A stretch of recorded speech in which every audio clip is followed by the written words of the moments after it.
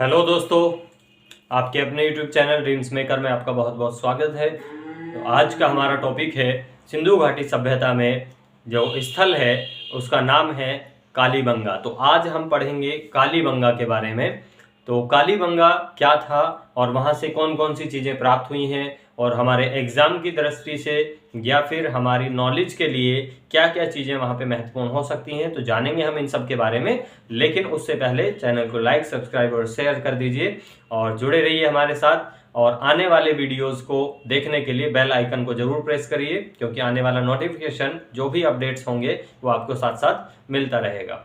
और इससे पहले आपके लिए एक और खुशखबरी है कि हम स्पेशली एक साइंस की सीरीज शुरू करने जा रहे हैं, जिसमें हम बायोलॉजी से शुरू करेंगे, जीव विज्ञान से शुरू करेंगे और बिल्कुल बहुत ही बेहतरीन ढंग से और एक बहुत ही मनोरंजक तरीके से हम बायोलॉजी को पढ़ेंगे। और बायोलॉजी जो है वो एक कॉम्पिटिटिव एग्जाम्स में बहुत ही महत्व रखने वाला एक विषय बन चुका है। तो वहाँ से साइंस से संबंधित जो चीज़ें हैं वो बहुत ज़्यादा क्वेश्चंस पूछने जाने लगे हैं। तो स्पेशली चाहे वो सी-टेट, यूपी-टेट, एसएससी, बैंक वगैरह या किसी भी प्रकार के जो एग्ज़ाम्स होंगे, यूपीएससी और पीसीएस वगैरह में भी साइंस के क्वेश्चंस ज़्यादा पूछे जाते हैं। तो हम एक सीरीज आपके लिए लेकर आ रहे हैं जिसमें हम बायोलॉजी से शुरुआत करेंगे। तो जुड़े रहिए हमारे साथ और अपडेट के लिए बेल आइकन को प्रेस करिए और चैनल को सब्सक्राइब करिए। तो जल्द ही आपके सामने एक दो दिन में आपके सामने साइंस के भी वीडियोज आने स्टार्ट हो जाएंगे। तो चलें आज का टॉपिक हम स्टार्ट करते हैं। आज का टॉपिक है हमारा कालीबंगा।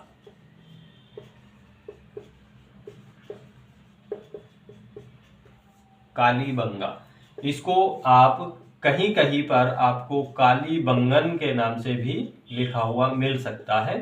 कालीबंगन, कालीबंगा या कालीबंगन। तो कालीबंगा का जो मतलब होता है, कालीबंगा का मतलब होता है कांच की चूड़ियां या काले रंग की चूड़ियां। कालीबंगा का मतलब है काले रंग की चूड़ियां। तो कालीबंगा का अर्थात कालीबंगा का मतलब है काले रंग की चूड़ियां। और ये इसका जो स्थान है ये प्राप्त होता है हमें, कालीबंगा जो है, कालीबंगा जो स्थल है ये प्राप्त होता है हमें वर्तमान में। अगर बात करेंगे इसकी, इस क्षेत्र की वर्तमान स्थिति की, तो वर्तमान स्थिति इस क्षेत्र की राजस्थान में है, भारत में राजस्थान, और राजस्थान का हनुमानगढ़ जिला। तो राजस्थान के हनुमानगढ़ जिले में इसकी वर्तमान स्थिति है। और इसकी सबसे पहले खोज की गई थी अमलानंद घोष। इसकी खोज अमलानंद घोष के द्वारा सबसे पहले इसकी खोज की गई थी और यहाँ पर खुदाई का कार्य कराया गया था 1953 में, 1953 में। इसके बाद ब्रजवासी लाल के द्वारा भी यहाँ पर दोबारा से उत्खनन कराया गया, जो कि 1961 में हुआ, 1961 में। तो इन लोगों ने यहाँ पर खुदाई का कार्य शुरू कराया और यहाँ से सिंधु घाटी सभ्यता के संबंध में जो अवशेष प्राप्त हुए उनके बारे में जानकारी प्रस्तुत की है, तो जिसके बारे में अभी हम जानेंगे। इससे पहले इस सब को नोट करते चलिए और अपनी फेयर कॉपी में आप नोट्स बनाते चलिए साथ साथ। तो चलिए इसको नोट करिए, फिर हम देखते हैं कि कालीबंगा से कौन कौन सी चीजें प्राप्त हुई हैं, कौन कौन से हमें अवशेष प्राप्त होते हैं।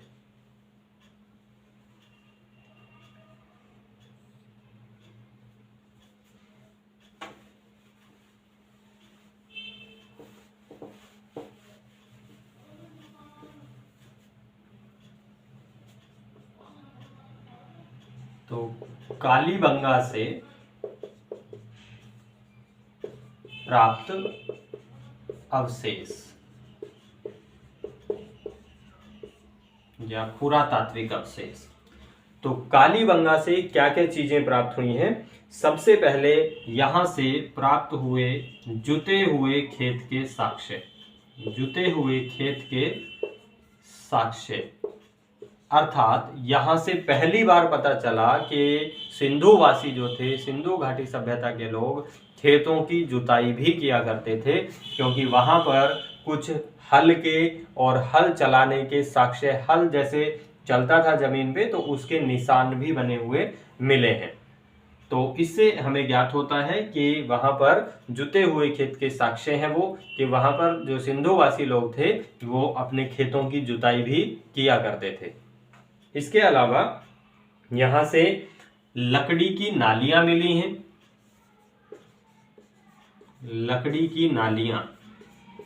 अब लकड़ी की नालियां किस प्रकार से वो बना सकते हैं, जैसे आज हम वर्तमान में सीमेंट से, ईंटों से नालियां बनाते हैं, तो वहां पे वो लकड़ी से बनाया करते थे, लकड़ी को जोड़कर लकड़ी से नालियां तैयार करते थे, जिससे वो अपने घरों का या कहीं से भी जो जल होता था, पानी होता था या किसी प्रकार का जो वेस्टेज होता था, उसको नालियों के सहारे बाहर कर सकें। तो उसको बनाने के लिए वहां पे उन्होंने लकड़ियों की नालियां बनाई हुई थी। जैसे आज क्या होता है, आज प्लास्टिक से नालियों का पाइप और ये सब चीजें बन जाती हैं, सीमेंट से बन जाती हैं, लेकिन उस समय पे वो लोग लकड़ी से नालियां तैयार कर लिया करते थे, लकड़ी से नाली बना लिया करते थे। इसके अलावा यहाँ से अग्नि कुंड भी मिले हैं, अग्नि कुंड, या जिनको हवन कुंड कह सकते हैं, कि वहां पे वो लोग हवन वगैरह भी करने जानते थे या किसी प्रकार का कुछ हवन भी किया करते थे, जो कि प्रकृति के लिए या इन सब चीजों के लिए होता था। तो यहाँ पे अग्नि कुंड या हवन कुंड भी प्राप्त हुए हैं।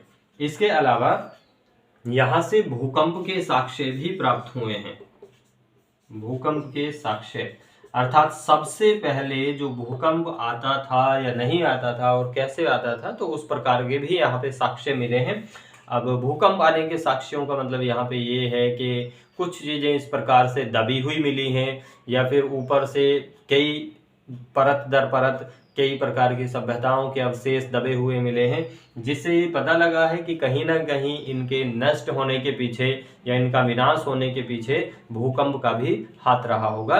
जैसा कि आप पहले पढ़ चुके हैं, पहले देख चुके हैं पिछली वीडियोस में हमारे, कि सिंधु घाटी सभ्यता का जो विनाश का कारण था वो क्लाइमेट चेंज या फिर जलवायु परिवर्तन रहा था, या कहीं ना कहीं नेचुरल डिजास्टर रहा था, जिसमें बाढ़ को प्रमुख माना गया था। लेकिन उसके अलावा और भी कुछ ऐसे डिजास्टर हो सकते हैं, जैसे यहाँ से कुछ भूकंप के साक्ष्य प्राप्त होते हैं। तो इससे पता लगता है कि कालीबंगा जो है वो लगभग शायद वो भूकंप की वजह से नष्ट हुआ होगा। इसके अलावा यहाँ से आप देखेंगे कि जैसा कि आपने इसका नाम देखा कि नाम के अकॉर्डिंग इसका नाम काले रंग की चूड़ियां हैं, तो यहाँ से चूड़ियों के भी साक्ष्य मिले हैं, चूड़ियों के साक्ष्य भी प्राप्त हुए हैं, अर्थात यहाँ से कुछ टूटी हुई चूड़ियां मिली हैं, चूड़ियों के साक्ष्य मिले हैं। अब चूड़ियां जो है वो कांच की चूड़ियां नहीं, ये चीज समझिए आप कि ना तो वहां पे कांच का यूज होता था, ना ही वहां पे प्लास्टिक का यूज होता था। तो कांच और प्लास्टिक नहीं थे उस समय पे, तो वो चूड़ियां या तो वो कांसे से बने हुए या मिट्टी से बनी हुई होती थी, ठीक है। तो वो चूड़ी जो थी वो चूड़ी के साक्ष्य वहां से प्राप्त हुए। किसी प्रकार के कुछ जानवरों की हड्डी और इन चीजों से भी वहां पे चूड़ियां बनाई जा सकती थी, तो वहां से चूड़ियों के साक्ष्य इस तरह से प्राप्त होते हैं। इसके अलावा चूड़ियों के साक्ष्यों के अलावा वहां से कुछ अलंकृत ईंटें भी मिली हैं, अलंकृत ईंटें। अब अलंकृत ईंटें मतलब जो एक उनपे चित्रकारी या सजावटी ईंटें होती थी, मीन्स एक प्रकार की ईंट है और इसके ऊपर काफी फूल पत्ती वगैरह बना दी जाए इस तरह से, या फिर उनपे कुछ चित्रकारी वगैरह कर दी जाए, इस प्रकार की ईंटें अलंकृत ईंटें, मतलब सजी हुई सजावटी तरीके से। और दूसरा वहां पे वक्राकार, वक्राकार या कह सकते हैं कर्व ईंटें भी मिली हैं।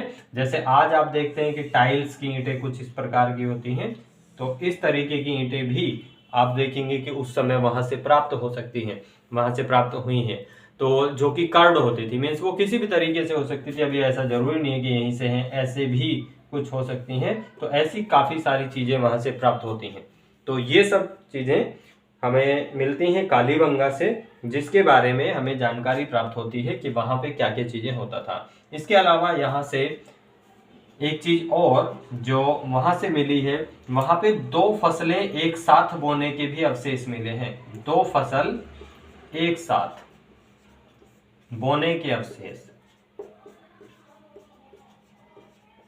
मतलब वहां से पता लगता है, क्योंकि कुछ वहां से जो खुदाई की गई है, वहां से कुछ स्थानों से एक ही जगह पे 2-3 चीजें या 2 फसलें जो है, 2 तरीके का अनाज या 2 तरीके की चीजें एक जगह से प्राप्त हुए हैं, उनके कुछ प्लांट्स या कुछ ऐसी चीजों के अवशेष, जिससे ये पता चलता है कि एक ही जगह पर 2 फसलें बोई जाती होंगी।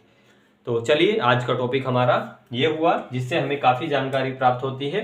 तो इसकी सारी चीज़ें, एक एक चीज़ें हम आपके लिए इम्पोर्टेंट समझ के आपको बताते हैं।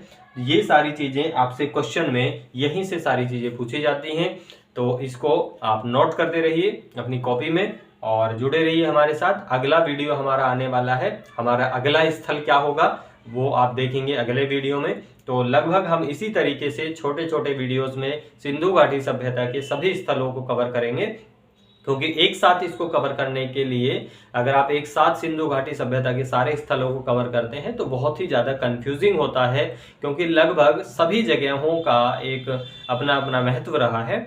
तो हम आपको एक साथ आप पे बर्डन नहीं करेंगे, तो धीरे धीरे एक एक करके हम डेली एक एक वीडियो आपके लिए लाते रहेंगे, जिसमें आप एक एक साइट या एक एक स्थल को बहुत अच्छे तरीके से समझ पाएंगे। तो चलिए, जुड़े रहिए हमारे साथ और आने वाले वीडियोस का अपडेट देखने के लिए बेल आइकन को प्रेस करिए, चैनल को सब्सक्राइब करिए और शेयर भी करते रहिए। तो आपका प्यार और आपका साथ जैसे ही हमारे साथ जुड़ा रहेगा, हम आपके लिए और भी सारी चीज़ें लाते रहेंगे। तो जैसा कि हमने अनाउंस किया हुआ है कि आने वाले 1-2 दिन में हम साइंस का भी एक सीरीज लाने वाले हैं, जिसमें हम बायोलॉजी शुरू करने वाले हैं, जो specially SSC, CTET, UP TET या किसी भी कंपटीशन के लिए हो सकता है। जैसा आप देख रहे हैं कि पिछले कुछ वर्षों से पीसीएस में भी या पीसीएस आरओ वगैरह में भी और यूपीएससी में भी साइंस का पार्ट थोड़ा बढ़ता जा रहा है। तो साइंस का भी काफ़ी इम्पोर्टेंट है। तो हम हिस्ट्री के साथ साथ आपके लिए साइंस भी शुरू करने जा रहे हैं, और जुड़े रहिए हमारे साथ अपडेट के साथ। और आपको टाइम टेबल का जो नोटिस है वो यूट्यूब पर ही आपको डाल दिया जाएगा, तो आप देख सकते हैं वहाँ से। धीरे धीरे, अभी तो हम एक कोई शेड्यूल के अकॉर्डिंग हमारा वीडियो नहीं है, लेकिन आगे धीरे धीरे अब हम एक शेड्यूल तैयार करने वाले हैं कि जिसके अकॉर्डिंग आपको हमेशा डेली आपको उसी टाइम के अकॉर्डिंग वीडियोस मिलते रहेंगे। एक टाइम पे आपको साइंस का वीडियो, एक टाइम पे आपको हिस्ट्री का वीडियो, और एक टाइम पे आपको कुछ अलग करंट अफेयर्स के कुछ मुद्दे, कुछ इस चीज़ के बारे में हमारा एक स्लाइड वीडियो भी आपको मिलता रहेगा। तो चलिए, जुड़े रहिए हमारे साथ and thank you so much.